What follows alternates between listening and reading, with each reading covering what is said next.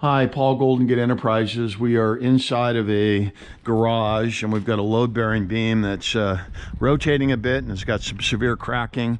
That is the house. We have 2 stories above us in the garage. And what we have is we have a 3-car garage. This is probably about 30 feet wide.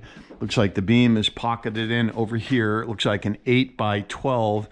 I got a post here. And the interesting thing is, when it was installed, it looks like it was never fully placed onto the wet set bracket. I don't know where the pier is relative to the post. It is a little bit out of plumb. There's no meaningful connection between the post and the girder up there, and the beam is split.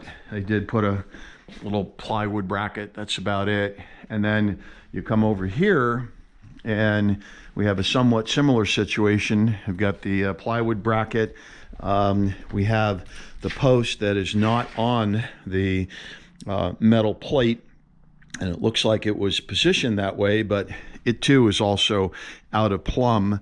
And the bigger issue here is the beam is splitting severely, and this opened up quite a bit about 3 or 4 weeks ago when there was an earthquake, 4.0.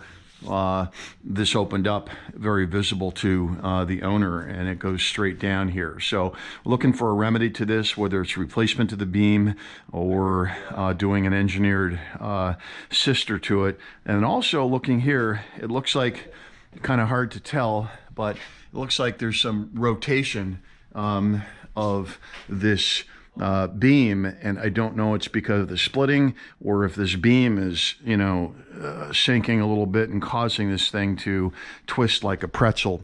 But foundation here looks okay. So that's a quick view of what's going on. And also, just as another piece of data, the front porch here has sunk down, not the foundation, but there is definitely movement in the soil here. This is up in San Ramon. We got a lot of expansive soil.